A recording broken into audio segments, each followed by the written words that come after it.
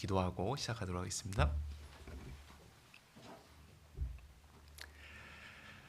우리를 사랑하시는 자비로우신 하나님 참으로 감사를 드립니다. 십자가 보혈로 저희의 모든 죄를 사해 주시고 하나님 자녀 삼아 주시고 또 몸된 교회 안에서 믿음을 지키며 주님 영광을 위해 살아갈 수 있는 기회를 주심을 또한 감사를 드립니다. 저희가 살고 있는 지금 세상은 마지막 때입니다. 마지막 때일수록 더욱더 깨어서 믿음을 지키고 죄 가운데 구별되고 또 저희 그리스도인의 본분을 다하는 저희들의 삶이 되게 하여 주시옵소서. 이렇게 주일 아침 또 이렇게 함께 교회당에 모여서 하나님의 말씀을 상고할 수 있는 기회를 주신 것 감사를 드립니다. 저희 말씀을 배울 때 사람의 말이 아닌 하나님의 말씀으로 받게 하여 주시고 귀로만이 아니라 마음으로 또 저희들의 행함으로 연결이 되는 오늘의 말씀이 되도록 주님 도와주시옵소서. 여러 가지 어려움과 개인적인 사정으로 또 함께 이곳에 참여하지 못한 우리 믿음의 식구들이 있습니다. 어디에 있든지 주님께서 굽어 살펴주시고 또 그 어려움들 살펴주시고 또 회복시켜 주셔서 다음 모임에는 또 함께 참여할 수 있는 자비를 베풀어 주시기를 부탁드립니다. 오늘의 이 한 시간 하나님께는 영광이 되고 또 참석한 우리에게는 또 은혜로운 시간이 될 수 있도록 도와주시옵소서. 우리를 구원하여 주신 예수님 이름으로 기도드렸습니다. 아멘. 네, 저희 빌립보서 1장을 한번 보겠습니다.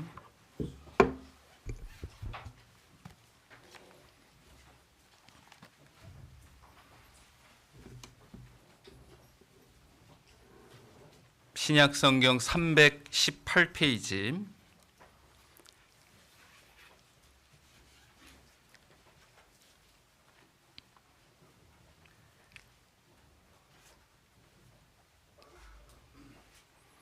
빌립보서 1장 3절부터 제가 읽도록 하겠습니다.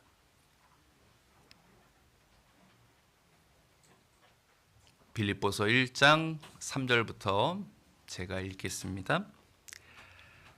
내가 너희를 생각할 때마다 나의 하나님께 감사하며 간구할 때마다 너희 무리를 위하여 기쁨으로 항상 간구함은 첫날부터 이제까지 복음에서 너희가 교제함을 인함이라.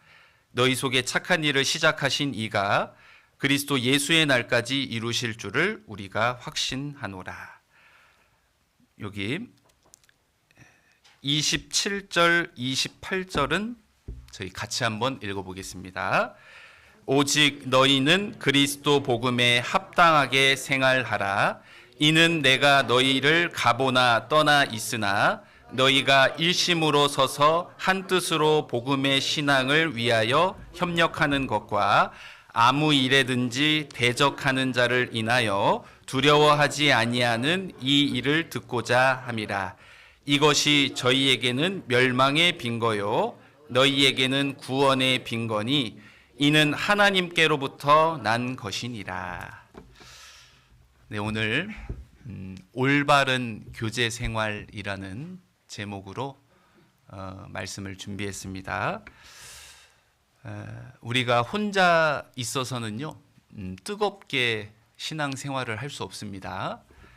단독으로는요 이 신앙이 좋아지는 것이 아주 어렵다는 겁니다. 그래서 잠언 18장 말씀에도 무리에게서 스스로 나뉘는 자는 온갖 참 지혜를 배척한다고 했는데 뜨거워질 수 없다, 성장할 수 없다, 좋아질 수 없다라는 것이죠. 그래서 우리가 교제를 참석하지 않는 쪽을 택하면 온갖 죄들이 들어오게 되고 그렇기 때문에 우리가 교제 생활의 실패는 곧 신앙 생활의 실패로 연결된다는 것을 저희는 기억해야 되겠습니다. 먼저 좀 개요를 좀 설명을 해보면은요, 빌립보서 말씀을 통해서 교제가 무엇인지를 좀 생각을 해볼 것이고, 그 이후에 우리가 가지가 포도나무에 붙어 있는 것이 무엇인지를 좀 한번 생각을 해보려고 합니다. 그리고 우리가 교제 가운데 거하는 삶을 살면 어떤 유익이 있는지 크게는 이렇게 좀 세 가지 부분에 대해서 말씀을 좀 드리려고 합니다. 그래서 기본적이고 또 저희가 잘 아는 내용일 수는 있는데 이것을 우리 자신에게 비춰보고 실천을 해보려는 마음으로 말씀을 들어보면 좀 여러 가지 반성과 좀 교훈이 되는 오늘의 시간이 될 것 같습니다. 먼저 여기 빌립보서를 통해서 교제가 무엇인지를 한번 생각을 해보겠습니다. 먼저 이제 빌립보서 1장을 저희가 읽어보면 교제란 무엇이냐, 복음을 깨닫고 복음을 위해 협력하는 것이 바로 교제라는 것입니다. 1장 5절, 첫날부터 이제까지 복음에서 너희가 교제함을 인함이라. 너희 속에 착한 일을 시작하신 이가 그리스도 예수의 날까지 이루실 줄을 우리가 확신하노라. 진정한 교제의 시작은 복음을 깨우치는 것으로부터 비롯되는 것입니다. 우리 각자는 복음으로 구원을 받았고 복음 안에서 진정한 교제가 시작이 되었다. 여기 27절부터 제가 또 다시 읽어보면 27절, 오직 너희는 그리스도 복음에 합당하게 생활하라.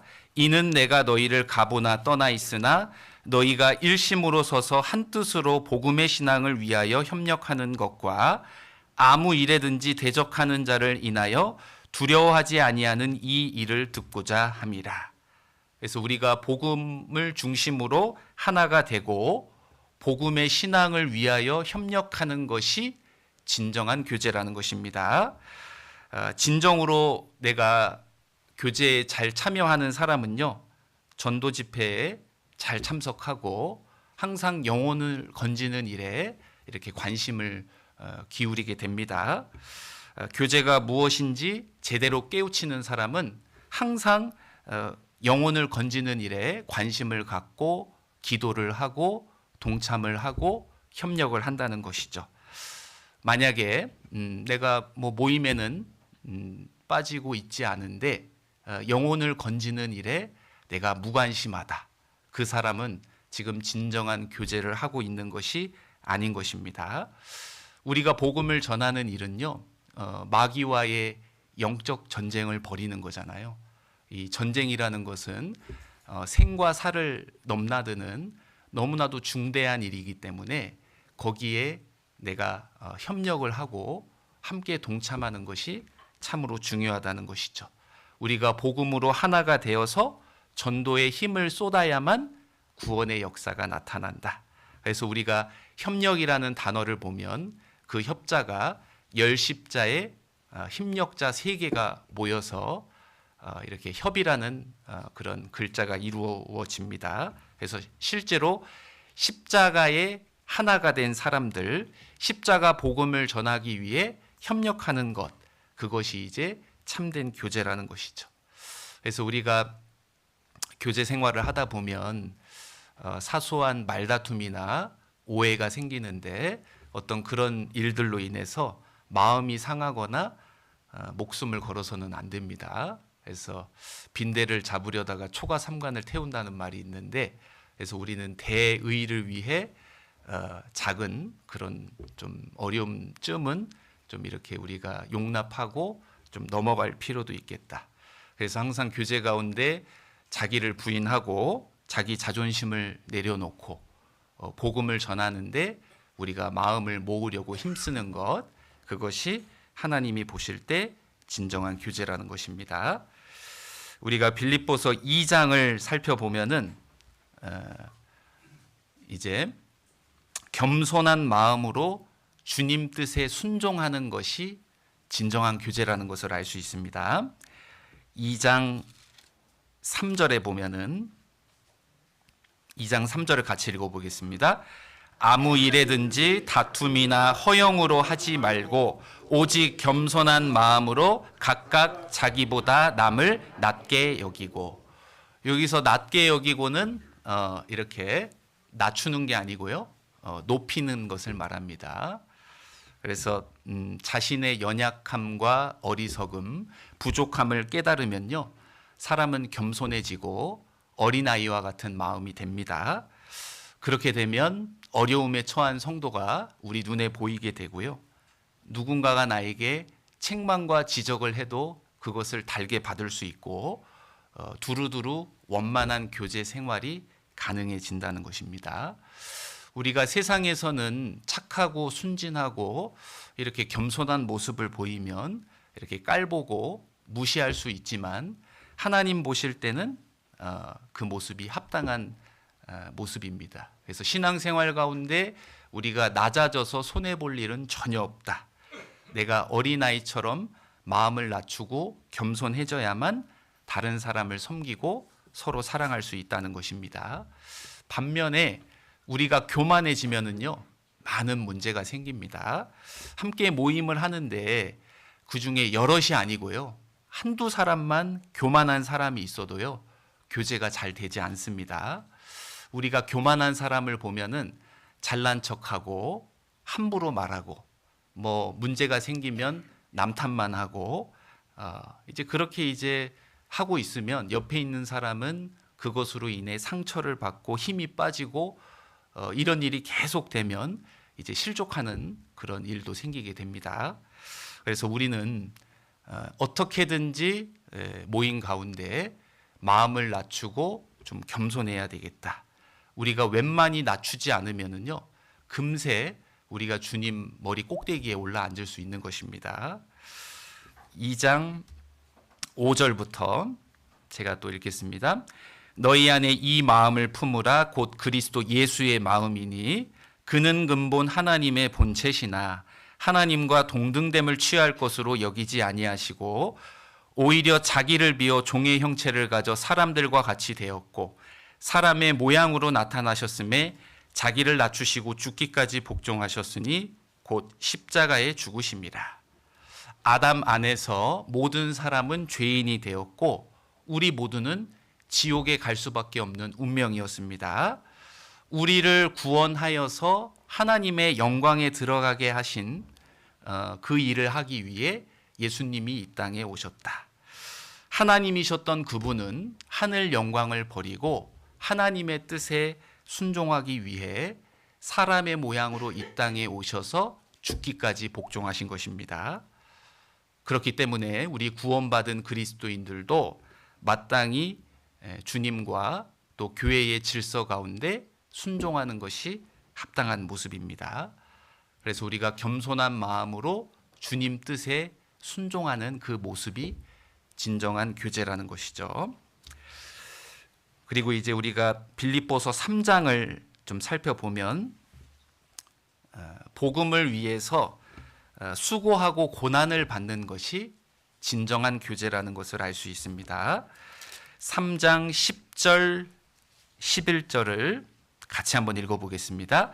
내가 그리스도와 그 부활의 권능과 그 고난의 참회함을 알려하여 그의 죽으심을 본받아 어찌하든지 죽은 자 가운데서 부활에 이르려 하노니. 자, 그리스도의 고난에 참여하는 것. 그래서 그 참회 나나주에 보면 교제라고 이렇게 되어 있습니다. 예수님이 십자가에 돌아가시지 않았다면 부활도 없었겠죠. 그래서 그의 죽으심을 본받아 죽는 것이 바로 희생인 것입니다.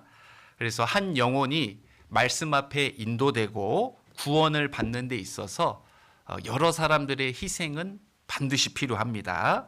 복음을 위해 수고하고 고난받을 각오를 하며 살아갈 때 또 자기를 부인하고 날마다 자기 십자가를 지고 주님을 이렇게 쫓아갈 때 그것이 이제 주님이 보실 때 진정한 교제가 된다는 것이죠.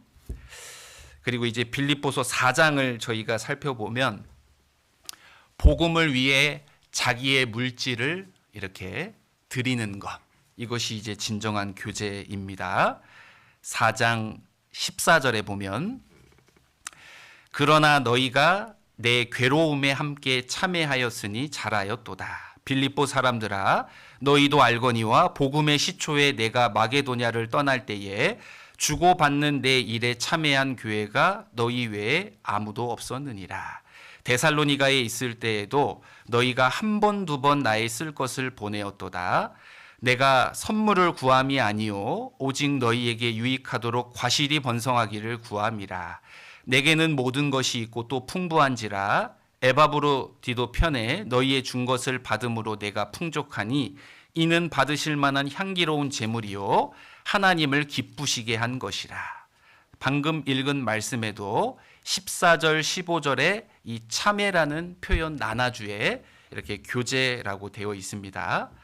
빌립보 교회의 성도들은요, 실제로 바울의 복음 사역을 위해 여러 차례 헌금을 보내주었습니다. 그래서 그 복음을 전하는데 아낌없이 물질을 이렇게 보내준 것을 가리켜서 지금 교제했다고 표현하고 있는 것이죠. 자, 우리가 이렇게 복음을 위해 주님을 위해 물질을 드렸을 때 주님은 이런 약속을 해주십니다. 4장 19절을 같이 읽어보겠습니다. 나의 하나님이 그리스도 예수 안에서 영광 가운데 그 풍성한 대로 너희 모든 쓸 것을 채우시리라. 그래서 하나님께 드린 자에게 그 필요를 채워주신다는 약속의 말씀입니다. 그래서 우리 구원받은 그리스도인들은 반드시 신앙생활 가운데 11조를 해야 하고 또 주일날 교회를 올 때마다 작은 금액이라도 헌금을 준비해 오는 것이 합당한 모습이 되겠습니다. 이렇게 구원받고 얼마 안 있어서 이렇게 헌금을 하려고 하다 보면은요, 막 손이 벌벌 떨릴 수도 있습니다. 그래서 이제 이 내가 피땀 흘려 번 돈을 이거 어떻게 주님께 드리냐고 할 수는 있는데, 내가 믿음으로 주님께 한번 드려 보면은요, 주님께서 나를 붙들어 주시고 채워 주신다는 것을 경험하게 됩니다. 그리고 믿음도 자라게 된다. 그래서 헌금 생활을 우리가 좀 올바르게 하면은요, 그 가운데 우리는 살아계신 하나님을 경험하고 배우게 됩니다. 또 사정이 다 다르잖아요. 어떤 분들은 내가 지금 뭐 좀 집안이 어렵다고, 빡빡하다고, 지금 빚만 가득하다고, 그래서 좀 이 어려움들이 해결되면 내가 그때 가서 제대로 이렇게 한번 좀 헌금 생활을 하겠다고 하면서 미루기도 하는데, 그렇게 해서는 이제 주님 오실 때까지 못 할 수도 있는 것입니다. 그래서 현재 주님께서 허락하신 상황, 내게 주신 것들을 감사함으로 여기고 우선적으로 주님께 드리는 것을 주님은 원하시는 것입니다. 그래서 먼저 이렇게 간단하게 빌립보서 말씀을 통해서 진정한 교제가 무엇인지를 좀 생각해 봤고요. 이번에는 가지가 포도나무에 붙어 있는 것이 무엇을 뜻하는지에 대해서 한번 좀 생각을 해보겠습니다. 주님이 세우신 교회가 있고 또 주님께서 이 교회의 머리로 계시고 내가 그 가운데 연결된 것이 사실인가? 이제 이 부분을 좀 생각해 보려고 합니다. 어떻게 하는 것이 포도나무에 붙어 있는 것일까? 우리 시편 133편을 한번 좀 찾아보겠습니다. 구약 성경 900페이지입니다.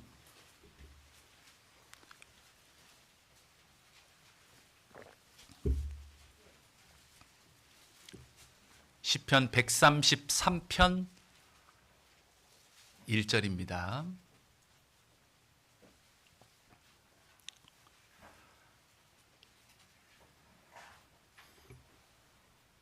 (133편) 1절을 같이 읽어보겠습니다. 형제가 연합하여 동거함이 어찌 그리 선하고 아름다운고.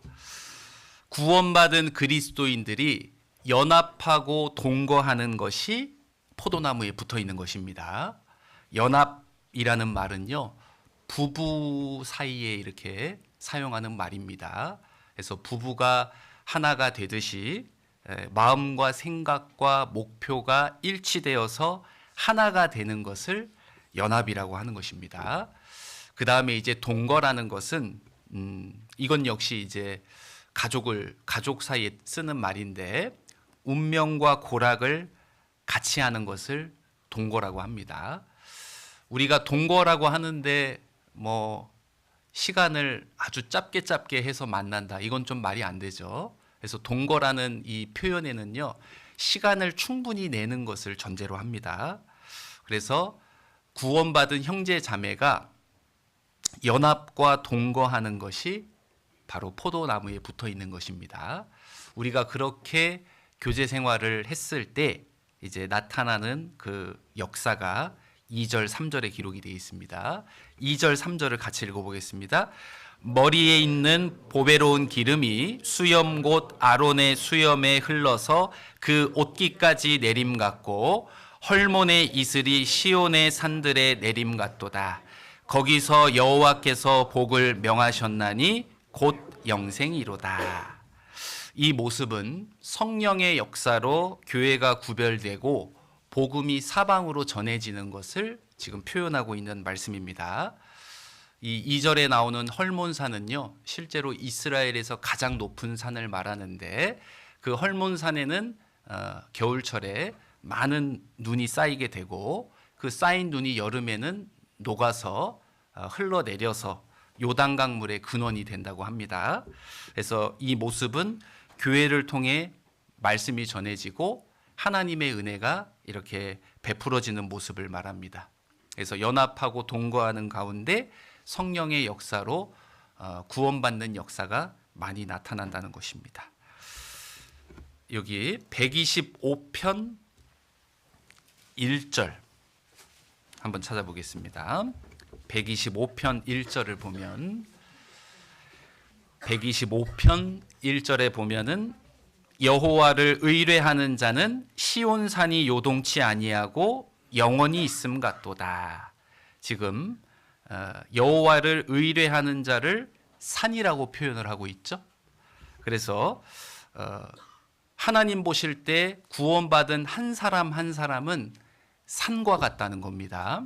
그래서 교회가 잘 되려면요, 이런 산과 같은 사람이 많아져야 합니다. 그래서 우리가 산 하면 생각나는 것이 요동치 않는, 항상 변함없는 모습으로 이렇게 자기 본분을 다하는 어떤 그런 기둥 같은 모습을 산과 같다고 할 수 있겠죠. 그래서 구원받은 사람이 자기 자리를 지키고 이렇게 여러 가지 역할들을 우리가 잘 했을 때 주님은 그런 사람을 통해서 역사를 나타내시는 것입니다. 우리가 이제 요한복음 15장을 한번 좀 살펴보겠습니다. 주님 안에 거하는 것이 무엇인지를 좀 생각해 보려고 합니다.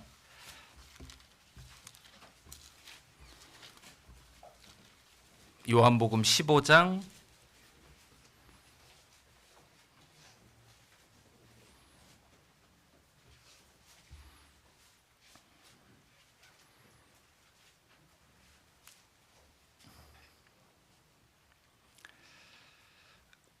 15장 5절 6절을 제가 읽겠습니다. 나는 포도나무요 너희는 가지니 저가 내 안에 내가 저 안에 있으면 이 사람은 과실을 많이 맺나니 나를 떠나서는 너희가 아무것도 할 수 없음이라. 사람이 내 안에 거하지 아니하면 가지처럼 밖에 버리어 말라지나니 사람들이 이것을 모아다가 불에 던져 사르느니라. 자, 우리가 가지로서 포도나무에 이렇게 붙어 있는 것이 무엇인지를 이 7절부터 설명을 하고 있습니다. 먼저 7절을 저희가 살펴보면 말씀 안에 거하는 것이 포도나무에 붙어 있는 것입니다. 7절을 같이 읽어보겠습니다. 너희가 내 안에 거하고 내 말이 너희 안에 거하면 무엇이든지 원하는 대로 구하라. 그리하면 이루리라. 그래서 여기 너희가 내 안에 거하고 내 말이 너 안에 거한다고 했는데요. 말씀은 곧 하나님이기 때문에 말씀 생활을 잘하는 것이 곧 주님 안에 거하는 것이라고 할 수 있습니다. 우리가 요한복음 2장에 보면은 그 예수님이 그 가나의 혼인잔치에 이렇게 초대를 받게 됩니다. 그렇게 해서 이제 예수님이 그 잔치를 가보니까요, 그 한창 이렇게 잔치가 진행되고 있었는데 포도주가 갑자기 뚝 끊기게 됩니다. 저는 대학교 1학년 때 구원을 받아서 뭐 그런 술자리를 제대로 좀 가보지는 못했는데 막 술을 한창 마시다가 술이 떨어지면 이렇게 한참 있다가 술을 가져다 드리면 아유 막 술 맛이 떨어졌다고 이제 그만 먹겠다고 뭐 이렇게 말씀을 하신다고 했는데, 그래서 이 잔치 중에 술이 떨어진 이 광경은요, 공허하고 외로운 어떤 사람들의 마음 상태를 이렇게 표현하는 내용이 되겠습니다. 이때 이제 예수님께서 어떻게 하셨냐면 하인들을 불러서 돌 항아리 6개에다가 물을 어느 정도 채우라 그랬죠? 물을 아주 가득, 어디까지? 아구까지 이렇게 채워다가 잔치하는 곳으로 갖다 주라고 합니다. 그래서 이제 물을 가지고 그 잔치하는 곳으로 가져고 가는 중에 그 물이 포도주로 바뀌게 됩니다.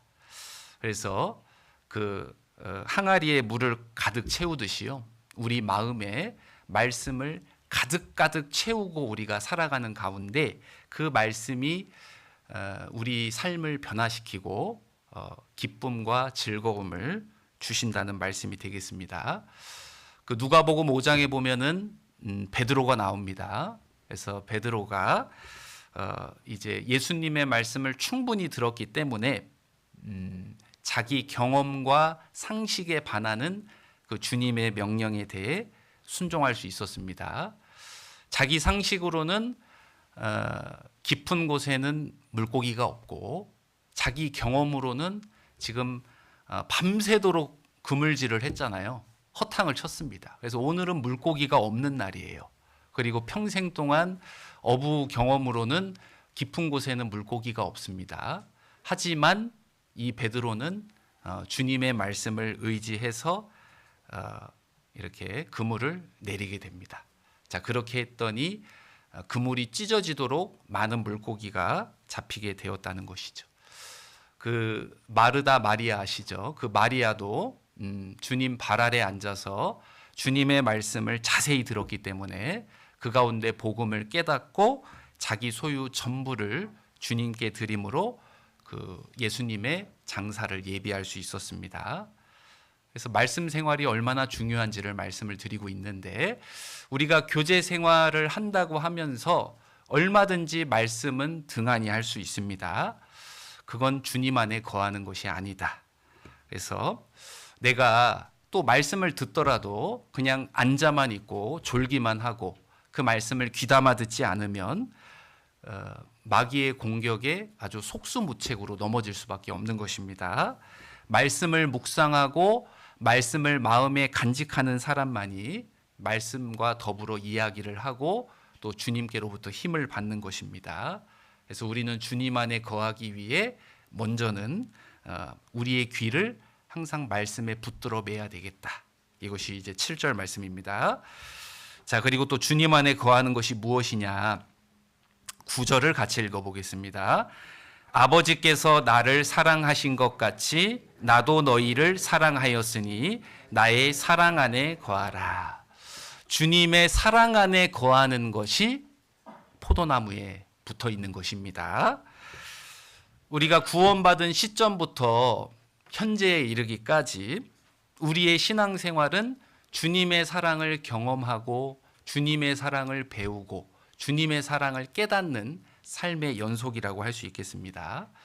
우리가 하나님의 사랑을 다 헤아릴 수는 없지만 우리가 성경을 살펴보면 또 경험적으로 하나님의 사랑이 무엇인지를 묵상해 볼 수는 있습니다.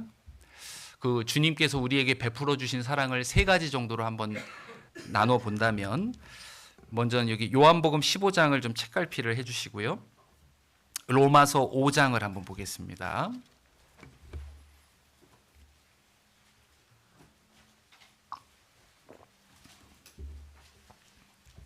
로마서 5장 5절, 신약성경 245페이지입니다. 로마서 5장 5절부터 8절까지를 저희 같이 읽어보겠습니다. 소망이 부끄럽게 아니함은 우리에게 주신 성령으로 말미암아 하나님의 사랑이 우리 마음에 부은 바 됨이니 우리가 아직 연약할 때에 기약대로 그리스도께서 경건치 않은 자를 위하여 죽으셨도다. 의인을 위하여 죽는 자가 쉽지 않고 선인을 위하여 용감히 죽는 자가 혹 있거니와 우리가 아직 죄인 되었을 때에 그리스도께서 우리를 위하여 죽으심으로 하나님께서 우리에게 대한 자기의 사랑을 확증하셨느니라.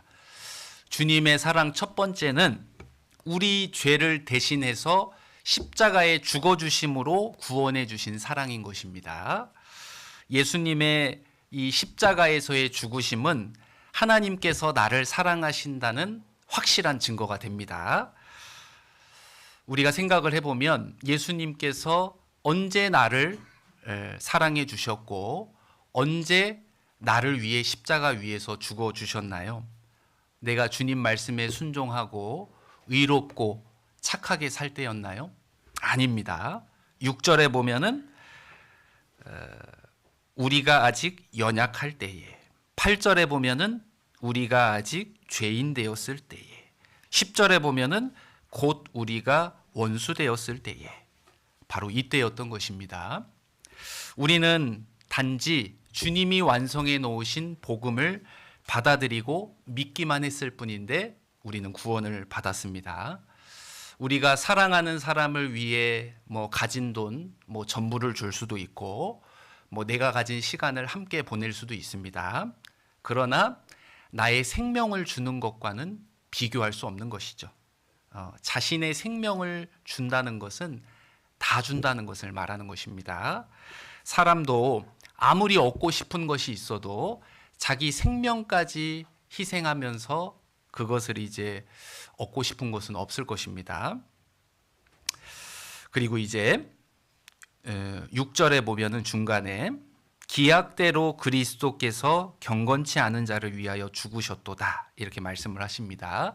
이 예수님의 죽음은 즉흥적으로 되어진 일이 아니고 기약대로 약속대로 되어진 일이라는 것이죠. 하나님께서는 창세전에 우리를 구원하시는 일을 계획하셨고 또 성경 속에 수없이 반복해서 약속해 주셨고 그 약속대로 예수님이 이 땅에 오셔서 우리를 구원하는 복음을 완성해 주신 것입니다.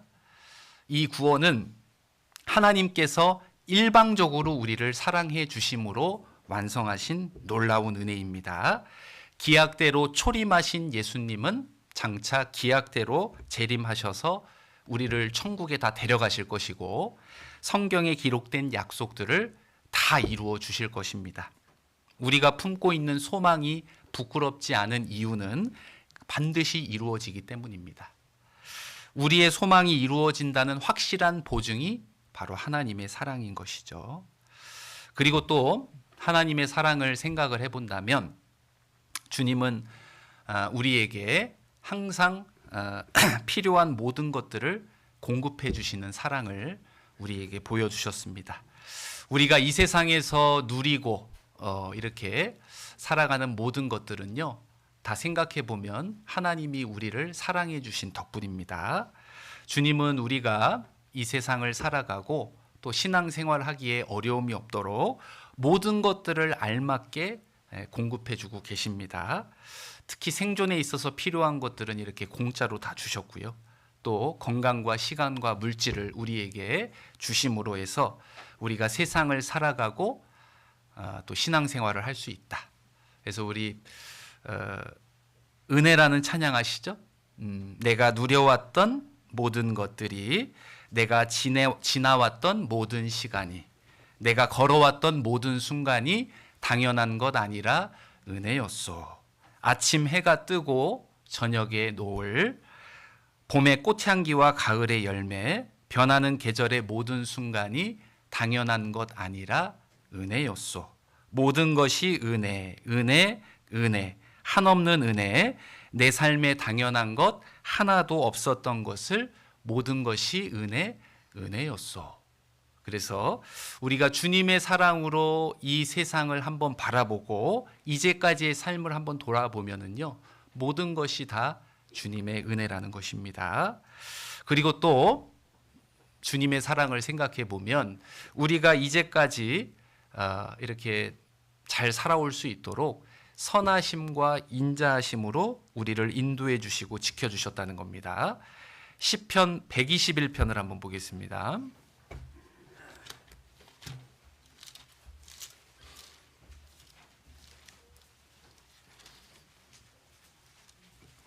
시편 121편 3절입니다.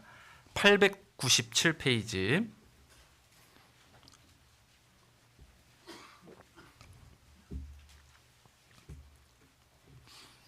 시편 121편 3절입니다. 여호와께서 너로 실족지 않게 하시며 너를 지키시는 자가 졸지 아니하시리로다. 이스라엘을 지키시는 자는 졸지도 아니하고 주무시지도 아니하시리로다. 여호와는 너를 지키시는 자라. 여호와께서 내 우편에서 내 그늘이 되시나니 낮에 해가 너를 상치 아니하며 밤에 달도 너를 해치 아니하리로다. 여호와께서 너를 지켜 모든 환난을 면케하시며 또 내 영혼을 지키시리로다. 여호와께서 너의 출입을 지금부터 영원까지 지키시리로다. 자, 우리가 3절부터 8절까지 계속 주님께서 너를 지키신다라고 말씀하고 계십니다. 주님은 우리를 너무나도 사랑하시기 때문에 졸지도 않으시고 눈동자같이 우리를 살피시고 도우시는 분입니다. 그래서 주님께서는요, 정말 나 같은, 하찮은 나 같은 사람의 사정도 다 아시고 모든 상황 속에서 우리에게 선하심과 인자하심으로 인도하심을 우리는 믿어야 합니다. 우리가 생각해 보면 내가 잘나서 구원받았을까요? 내가 열심히 해서 교제에 붙고 봉사도 하고 전도도 하고 있을까요? 그런 게 아닙니다. 주님이 나를 도와주시고 함께 해주셨기 때문에 우리는 여기까지 올 수 있었고 무사히 지낼 수 있는 것입니다. 그래서 좀 주님의 사랑에 대해서 좀 여러 측면을 좀 생각을 해봤고요. 자, 다시 요한복음 15장에 보면은 또 포도나무에 붙어 있는 것이 무엇인지를 또 생각해 볼 수 있습니다. 요한복음 15장 10절입니다. 요한복음 15장 10절. 내가 아버지의 계명을 지켜 그의 사랑 안에 거하는 것이 너희도 내 계명을 지키면 내 사랑 안에 거하리라. 내가 이것을 너희에게 이름은 내 기쁨이 너희 안에 있어 너희 기쁨을 충만하게 하려 함이니라. 내 계명은 곧 내가 너희를 사랑한 것 같이 너희도 서로 사랑하라 하는 이것이니라. 자, 우리는 서로 사랑하라는 주님의 계명을 지키는 것, 그것이 바로 포도나무에 붙어 있는 것입니다. 그래서 요즘 세상을 보면은요, 개인주의 또 그것을 넘어서는 이기주의가 판치고 있는 세상이 되었습니다. 하지만 신앙생활까지 그렇게 해서는 안 되는 것이죠. 그래서 우리는 하나다. 뭉치면 살고 흩어지면 죽는다. 자, 이것을 좀 이렇게 명심하면서 우리가 서로 사랑해야 하는데, 그러면 이 서로 사랑한다는 말이 무엇인지를 조금 살펴보겠습니다. 우리 골로새서 3장을 한번 보겠습니다. 신약성경 327페이지 골로새서 3장 12절 말씀입니다.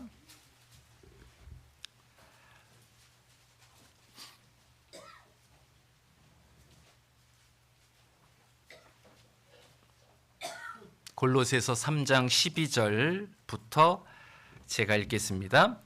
그러므로 너희는 하나님의 택하신 거룩하고 사랑하신 자처럼 긍휼과 자비와 겸손과 온유와 오래 참음을 옷 입고 누가 네게 혐의가 있거든 서로 용납하여 피차 용서하되 주께서 너희를 용서하신 것과 같이 너희도 그리하고 이 모든 것 위에 사랑을 더하라. 이는 온전하게 매는 띠니라. 그리스도의 평강이 너희 마음을 주장하게 하라. 평강을 위하여 너희가 한 몸으로 부르심을 받았나니 또한 너희는 감사하는 자가 되라. 자, 우리가 같은 교회에서 오랫동안 이렇게 같이 신앙생활을 하다 보면은요, 오해와 갈등이 생깁니다. 그리고 그것이 더 심해지면 어떤 원한과 분노 같은 것들이 발생하기도 하는데요. 그래서 우리가 막 마음속으로 난 그것만은 절대 용서 못해. 막 이렇게 내가 얼마나 수모를 겪었는데 내가 그때만 생각하면 막 치가 떨려. 막 이렇게 생각하시는 분들이 있습니다. 근데 우리가요, 용서는 실은 나를 위해서 하는 겁니다. 내가 그 상대방의 잘못을 진정으로 용서하지 않으면 그 정죄가 내 마음의 고통으로 남게 되고 내 마음속의 평강과 감사가 깨어질 수밖에 없다는 것입니다. 방금 읽은 말씀에서 긍휼과 자비와 겸손과 온유와 오래 참음을 옷 입고 용서한다는 것은요, 한마디로 표현을 해보면 주님이 우리를 받아주시고 용서해 주신 그 아가페 사랑을 말하는 것입니다. 주님은 우리를요, 무조건 받아주시고 무조건 용서해 주셨습니다. 아무 그런 제약이 없이, 한계 없이 우리를 다 받아주시고 용서해 주신 것입니다. 그래서 우리도 그렇게 다른 분들을 용서할 수 있어야 된다. 그래서 진정한 용서는 형제자매를 하나가 되게 하고 우리 마음에는요, 진정한 평강과 그런 어떤 감사가 자리 잡게 되는 것입니다. 우리 마음에 어떤 그런 부정적이고 나쁜 감정들이 있다면 그것을 다 십자가 앞에 내려놔야 합니다. 그리고 주님께 내가 얼마나 큰 은혜와 사랑을 받았는지를 생각하면서 그것을 이제 내가 마음 중심에서부터 잊어버리고 용서하기를 힘써야 되겠습니다. 주님께서 형제에게 이렇게 누가 이렇게 잘못을 하면 몇 번 용서해 주라 그랬죠?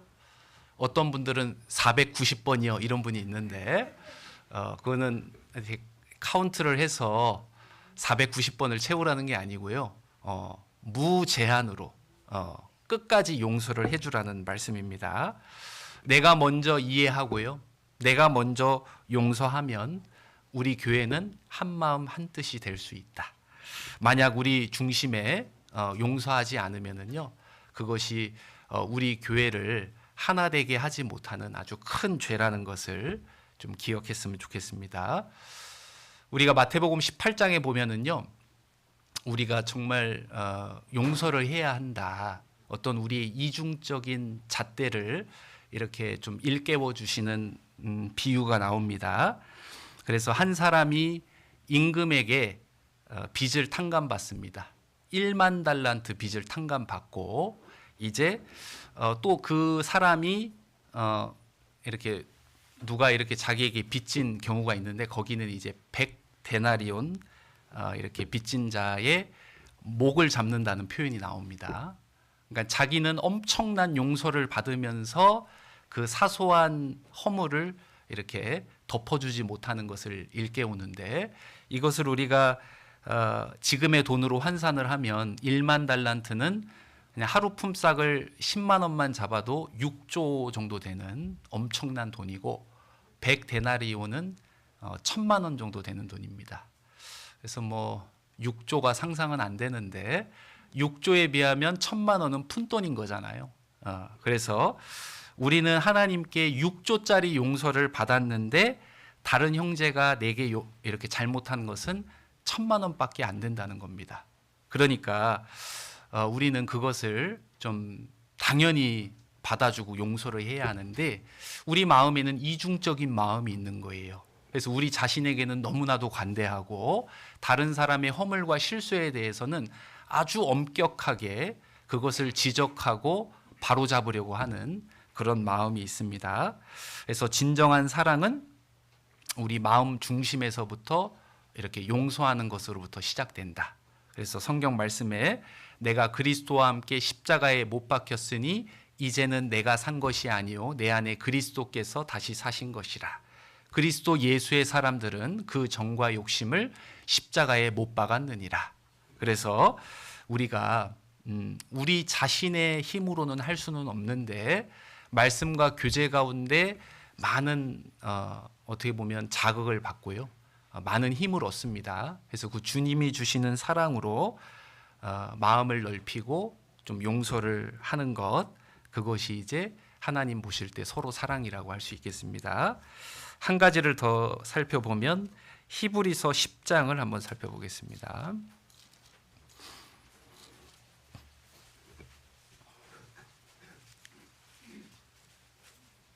히브리서 10장 24절 25절입니다.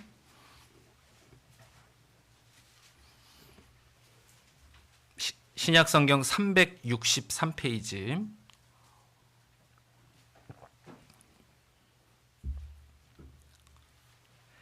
(24절) (25절을) 같이 읽겠습니다. 서로 돌아보아 사랑과 선행을 격려하며 모이기를 패하는 어떤 사람들의 습관과 같이 하지 말고 오직 권하여 그날이 가까움을 볼수록 더욱 그리하자. 서로 사랑이라는 건 무엇일까? 수시로 찾아가고 만나고 모이기를 힘쓰는 것이라고 할 수 있습니다. 그래서 여기 24절에 보면 먼저 서로 돌아보아라고 했죠. 그래서 우리는 이 사랑이라는 것을 부지런히 돌아보는 것으로 좀 우리는 표현해야 되겠습니다. 그래서 특별히 뭐 최근에 구원받으신 분들, 최근에 이렇게 세종교회로 이사 오신 분들, 그리고 가족들 중에 홀로 신앙생활 하시는 분들, 외짝 신앙이신 분들, 그런 분들을 우리가 형편을 좀 살피고 그 신앙 상태를 좀 이렇게 좀 옆에서 좀 확인을 하면서 우리가 적절한 도움과 관심을 베풀어 주는 것이 서로 사랑인 것입니다. 저도 이제 신방을 좀 많이 다니는 편인데 우리가 뭐 조모임, 구역모임, 뭐 모두의 때 이렇게 간증을 듣는 것 하고요. 그 댁에 가서 몇 사람 안 모인 상태에서 간증을 듣는 것하고는요 좀 차원이 다른 것 같아요. 그래서 공식 모임에서는 적당히 어떻게 보면 좋은 얘기만 했다면 개인적인 신방을 갔을 때는 이렇게 솔직한 이야기, 힘들고 어려운 이야기들을 이렇게 꺼내놓는 것을 많이 보게 됩니다.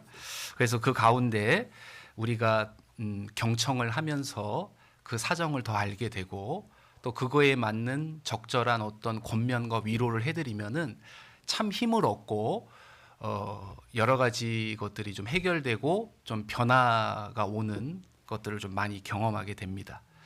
그래서 우리 임원들께서 또 구원받으신 지 오래되신 분들이 이렇게 몇 명씩 좀 그룹을 져서 좀 신방을 좀 다니면은요 좀 얼어붙은 마음이 열리게 되고 주님의 사랑으로 우리는 하나가 될 수 있는 것입니다.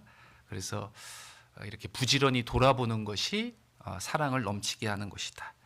그리고 이제 여기 25절에 보면은 24절 끝에 보면은 사랑과 선행을 격려하라고 했는데 어려움에 처한 사람들을 돌아보아서 구원과 신앙으로 인도하고 그들을 세우고자 힘쓰는 것이 또 사랑하는 것이라고 할 수 있습니다.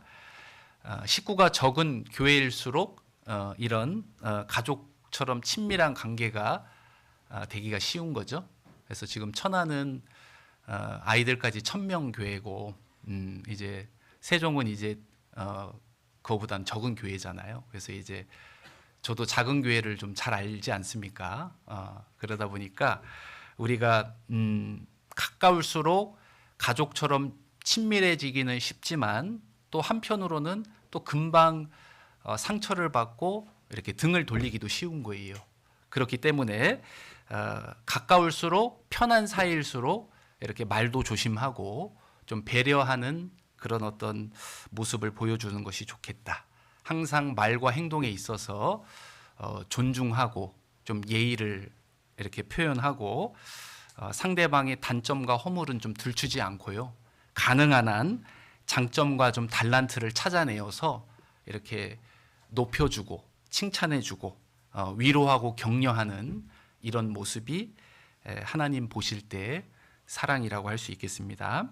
그리고 이제 25절에 보면은 모이기를 패하는 어떤 사람들의 습관과 같이 하지 말고 오직 권하여 그날이 가까움을 볼수록 더욱 그리하자. 그래서 우리는 모이기를 힘써야 한다는 것입니다.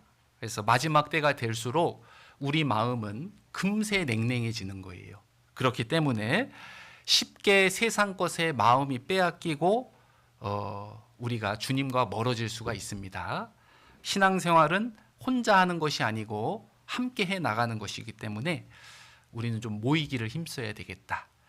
그래서 우리가 큰 교회를 가든 작은 교회를 가든 구역이 다 나뉘어져 있습니다. 그래서 이렇게 교회 안에 이렇게 구역이 나뉘어져 있는 이유는 구역 식구들끼리 마음을 같이 하고 서로 돌아보는 가운데 하나가 되라는 주님의 뜻인 것입니다. 우리가 어떤 봉사를 감당할 때 특히 이제 주일날 청소를 하고 또 이렇게 식사 봉사를 돌아가면서 하는데 그럴 때 임원 몇 사람만 겨우 하기보다는 우리가 구역 식구들 전체가 이렇게 동참하고 협력하여 선을 이루는 것이 좀 필요한 모습이 되겠습니다. 그리고 여러 가지 이유로 모이는 것이 참 좋겠지만은 이왕이면 좀 전도와 봉사를 위해서 이렇게 자주 모일 수 있다면 그 가운데 우리 안에 사랑이 점점 커지게 된다. 그래서 서로 사랑이라는 것이 무엇인지를 좀 살펴보았습니다. 마지막으로는 이제 우리가 주님 안에 거하는 삶을 잘 살았을 때 어떠한 유익이 있는지에 대해서 좀 살펴보겠습니다. 골로새서 2장 19절을 한번 보겠습니다.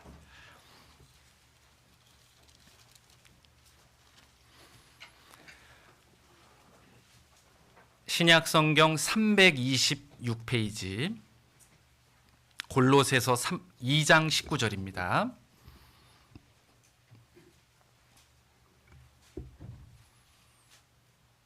골로새서 2장 19절을 저희 같이 한번 읽어보겠습니다.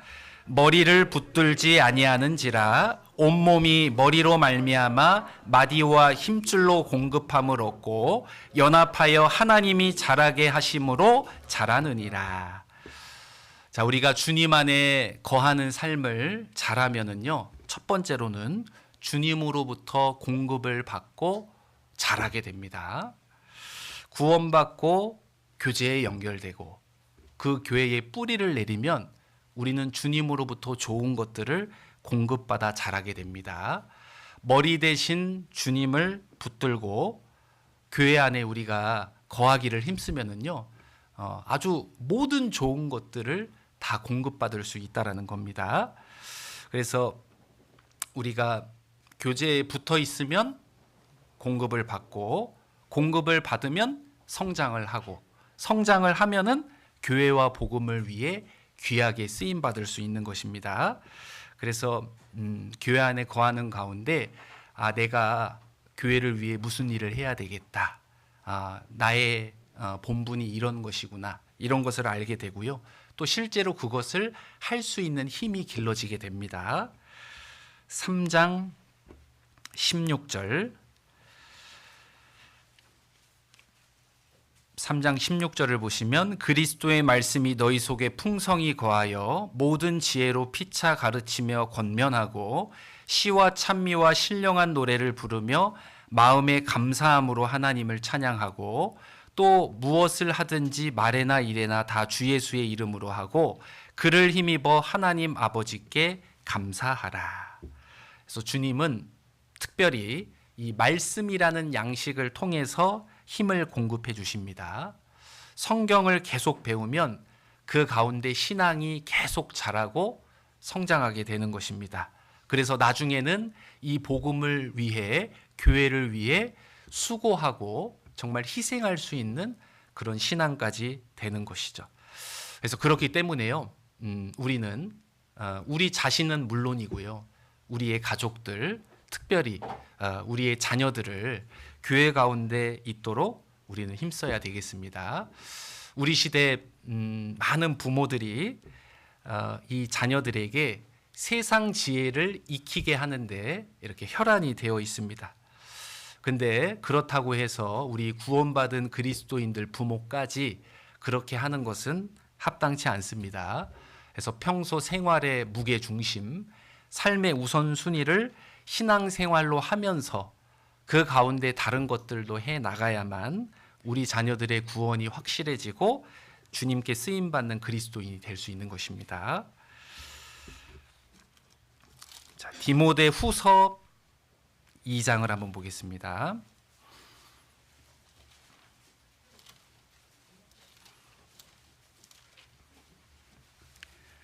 신약 성경 344페이지입니다.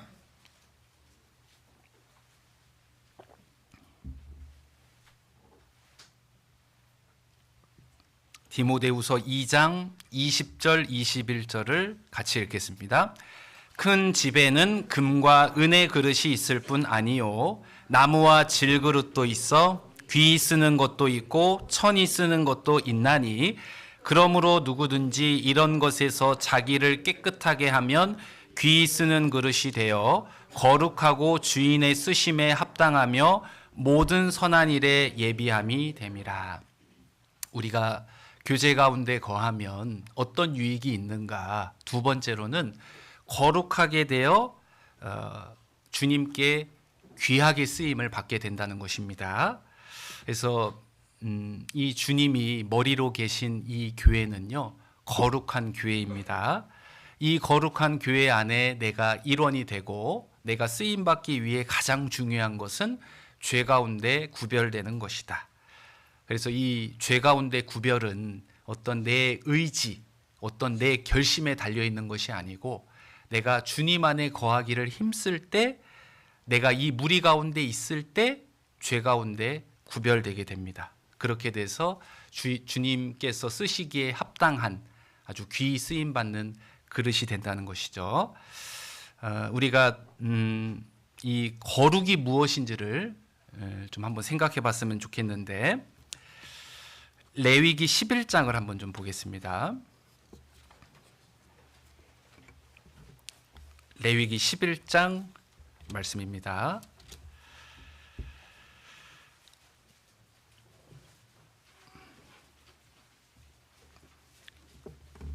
레위기 11장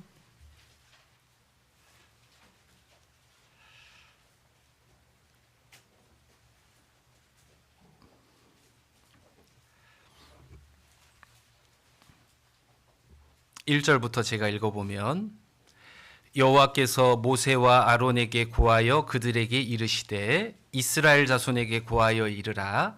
육지 모든 짐승 중 너희의 먹을 만한 생물은 이러하니. 그래서 하나님께서 만드신 짐승들의 특징을 통해서 이렇게 거룩이 무엇인지를 이렇게 교훈하고 있습니다.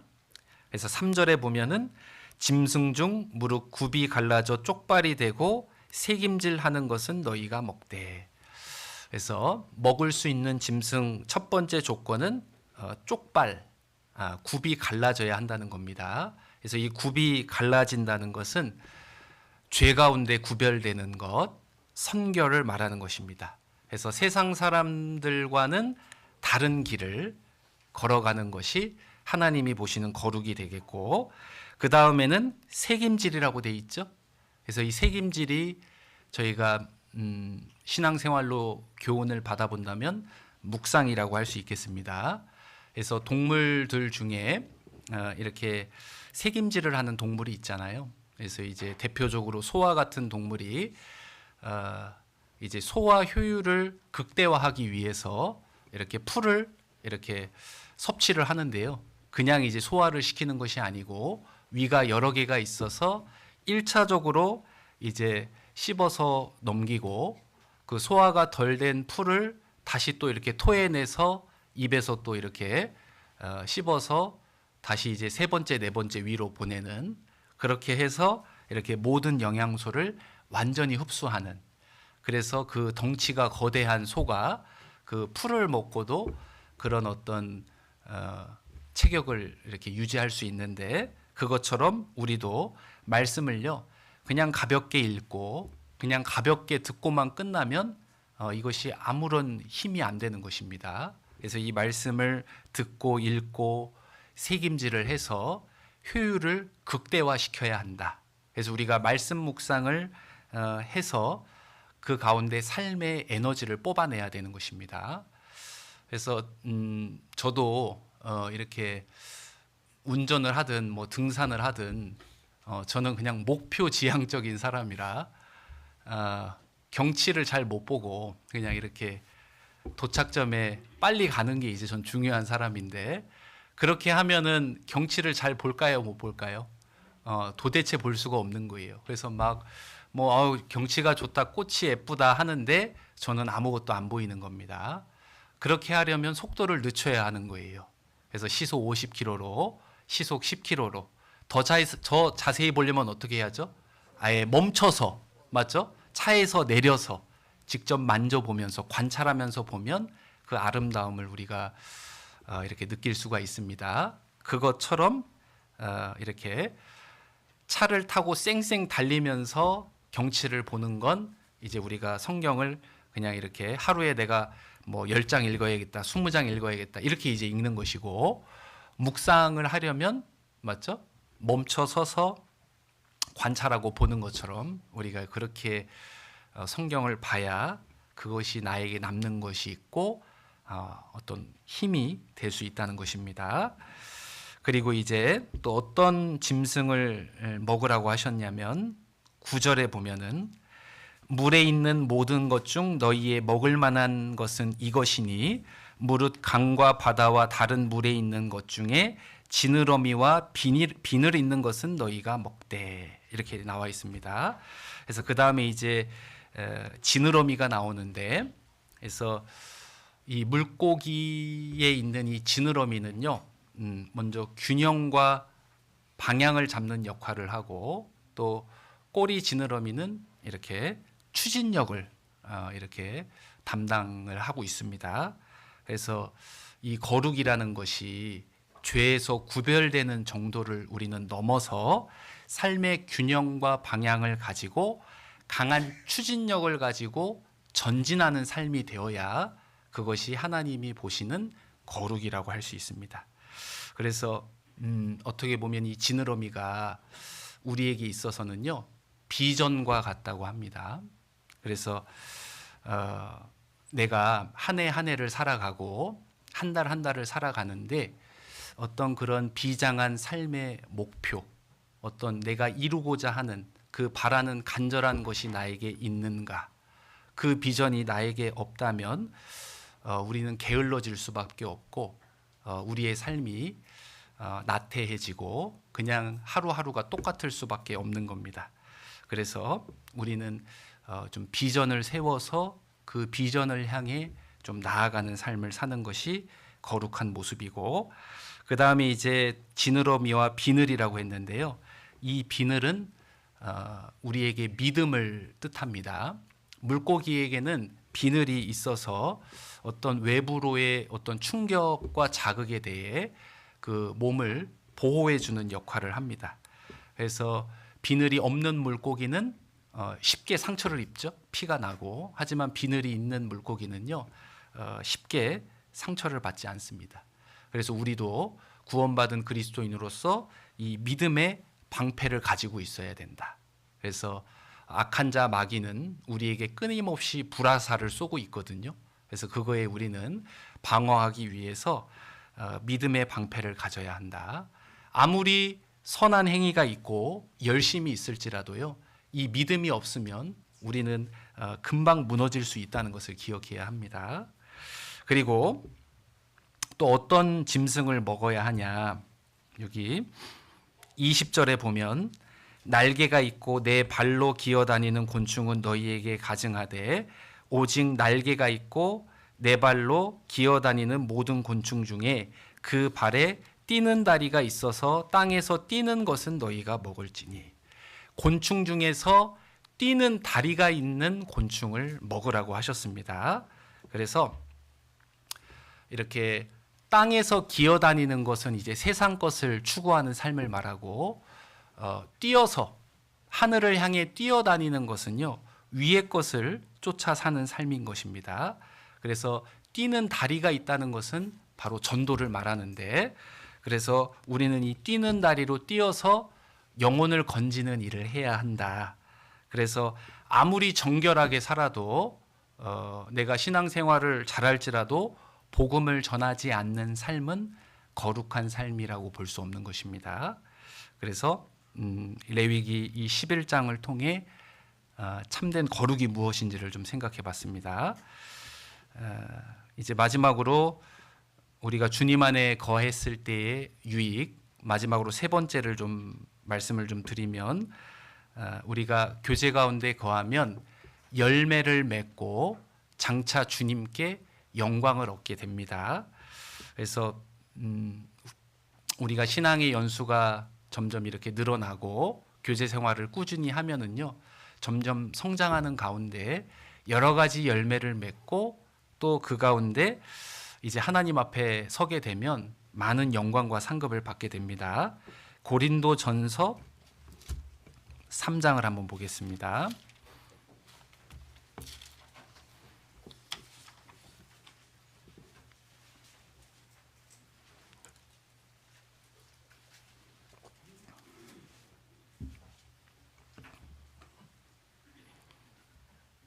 고린도전서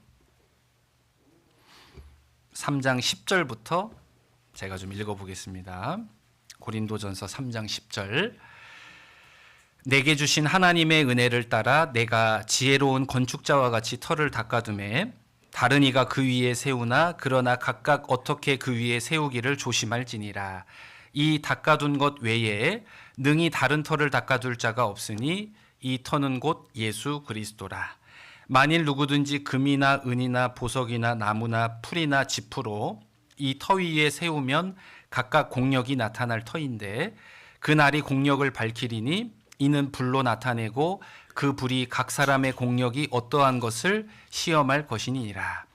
만일 누구든지 그 위에 세운 공력이 그대로 있으면 상을 받고 누구든지 공력이 불타면 해를 받으리니 그러나 자기는 구원을 얻되 불 가운데서 얻은 것 같으니라. 우리가 구원을 받은 이후 주님 앞에 서는 그날까지의 신앙생활은요, 우리 각자의 집을 짓는 그런 삶이라고 할 수 있겠습니다. 그래서 어떠한 모양으로 든지 우리는 집을 짓고 있는데 어떠한 재료로 집을 짓느냐에 따라 하나님 앞에 설 때까지 그 집이 온전하게 유지가 될 수도 있고 홀라당 타버릴 수도 있다는 것입니다. 그래서 이제 집을 짓는 재료가 6가지가 나옵니다. 여기 12절에 보면은 금과 은과 보석. 아무리 봐도 이거 좋은 재료 같죠? 그리고 이제 나무와 풀과 집 이렇게 나옵니다. 좀 안 좋은 것부터 한번 생각을 해보면은요, 지푸라기로 집을 짓는다는 것은 무엇일까? 우리가 하찮거나 쓸데없는데 우리의 인생을 낭비하는 것을 말합니다. 그래서 정말 내가 보기에 주님이 보실 때 내가 쓸데없는 것에 시간과 돈을 들이는 삶, 그것이 하나님이 보실 때 지푸라기로 집을 짓는 삶입니다. 그리고 그 다음에 이제 풀이 나오는데, 풀은요 즉흥적인 것을 말하는 거예요. 풀은 금방 시들잖아요. 그래서 기분 내키면 교회 나오고 자기 편한 대로 기분 따라 행동하는 그런 모습을 이제 풀로 집을 짓는 것을 말합니다. 그 다음에 이제 나무가 나오는데, 언뜻 보면 좀 나무가 좋아 보이는데요, 이 나무는 멀리서 보기에는 훌륭한데 불이 붙으면 아주 쉽게 타버리는 그런 성질이 있습니다. 그래서 사람에게 보이려고 의를 행하는 것, 그것이 이제 하나님이 보실 때 나무로 집을 짓는 것입니다. 그렇다면 우리는 무엇으로 집을 지어야 하냐? 금과 은과 보석인데, 우리가 금으로 집을 짓는다는 것은요, 첫 번째로 이 금이 성경에서는 믿음을 말하잖아요. 그래서 이 금도 같은 금이 아니잖아요. 그래서 불 가운데 많이 들어가면 순도 높은 금이 나오는 것처럼 믿음의 시련을 잘 통과한 사람이 하나님 앞에 갔을 때 칭찬과 영광과 존귀를 얻게 됩니다. 그래서 그가 나를 단련하신 후에는 내가 정금같이 나오리라. 그래서 믿음으로 행하고 믿음으로 말씀을 의지하고 살아가는 그 모든 모습이 금으로 집을 짓는 것이고, 하나님 앞에 상이 된다는 것입니다. 그리고 이제 은이 나오는데 이 은은 성경에서 예수님의 보혈을 상징합니다. 그래서 사람을 구원의 길로 인도하고 전도를 위해 수고하고 노력하는 것이 하나님 앞에 은으로 집을 짓는 겁니다. 어떤 분들은 나는 이곳 사람이 아니라고, 나는 아는 사람이 없다고, 그래서 전도 집회만 되면 너무 눌리고 답답하다고 이런 분들이 있는데, 하나님이 보실 때는 내가 직접 어떤 사람을 인도하지 않더라도 복음을 위해서 협력하고 수고하는 것, 그분들을 위해 함께 기도하고 집회가 있을 때 이곳에 동참하고 또 우리가 희생하는 그 모든 모습이 하나님이 보실 때는 전도가 됩니다. 그리고 이제 보석으로 집을 짓는다고 했는데, 우리가 베드로전서 2장에 보면 예수님을 보배로운 산돌이라고 표현을 합니다. 보배로운 산돌이 보석이잖아요. 그리고 그리스도인들도 보석이 됩니다. 그래서 보석으로 집을 짓는다는 것은 주님을 섬기고 형제 자매를 섬기는 것이, 그것이 보석으로 집을 짓는 것입니다. 그래서 우리 형제 자매님들 그 속에도 다 주님이 계시잖아요. 그러니까 우리가 형제 자매를 귀하게 여기고 섬기는 것이 곧 주님을 섬기는 것이고, 그것이 보석으로 집을 짓는 것이다. 그래서 우리가 주님 안에 거하면 이렇게 열매를 맺고 주님 앞에 영광을 받는 삶이 된다는 것입니다. 오늘의 마지막 말씀을 좀 찾아보겠습니다. 시편 116편 12절입니다.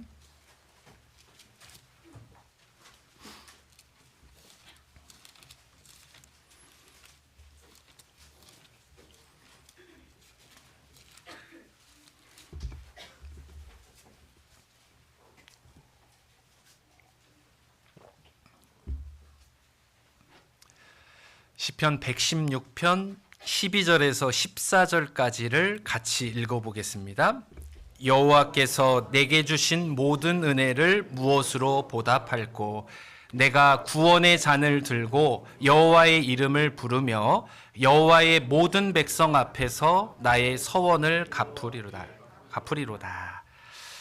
여호와의 모든 백성은 지금으로 말하면 교회를 말하는 것입니다. 그래서 우리는 교회를 귀하게 여기고 존중해야 된다는 것이죠. 교회가 있었기 때문에 우리는 구원을 받을 수 있었고, 교회가 있었기 때문에 우리는 신앙이 성장할 수 있었고 주님께 쓰임 받을 수 있었습니다. 그래서 우리가 신앙생활하는 가운데 이 교회의 계획과 뜻을 주님의 계획과 뜻으로 여겨야 하고요. 그리고 항상 이 교회 안에서 좀 순종하고 동참하는 것이 좀 우리에게는 합당한 모습이 되겠습니다. 그리고 이제 이 교회가 올바르게 복음을 전하고 올바르게 말씀을 가르치고 구원의 역사가 나타나는 한 나는 절대로 이 교회를 떠나지 않아야겠다, 이런 좀 각오와 결심을 해야 되겠습니다. 그래서 우리 세종교회 식구들이 올바른 교제 생활, 주님 안에 거하는 생활을 잘 하셔서 이제 30배, 60배, 100배 열매를 맺는 교회가 되었으면 좋겠습니다. 그래서 말씀 안에 거하고 또 주의 사랑 안에 거하고 또 서로 사랑하는 우리 세종교회가 됐으면 좋겠고요. 그렇게 해서 우리가 주님 앞에 서게 될 때 영광과 상급과 칭찬을 다 받는 우리 모두가 되었으면 좋겠습니다. 기도하고 마치겠습니다. 우리를 사랑하시는 하나님 아버지, 참으로 감사를 드립니다. 오늘 또 이렇게 말씀을 통해 올바른 교제 생활에 대해 이렇게 생각해 볼 수 있는 기회를 주신 것 감사를 드립니다. 우리의 지난 교제 생활을 돌아보고 이제 주님 앞에 설 날이 얼마 남지 않은 이 때에 더욱더 열심을 품고 교제 생활을 잘하며 주님을 기쁘시게 하는 또 복음을 전하는 우리 세종교회가 되게 하여 주시옵소서. 산과 같은 기둥과 같은 일꾼들이 더 많이 나오게 하여 주시고 또 구원받는 역사가 끊이지 않는 이 교회가 되게 하여 주시옵소서. 해외 선교 중이신 우리 최운일 목사님, 주님께서 귀하게 또 말씀 전하시고 또 무사히 복귀할 수 있도록 주님께서 살펴주시고 도와주시고 인도해 주시기를 부탁드립니다. 감사드리며 저희를 구원하여 주신 예수님 이름으로 기도드렸습니다. 아멘.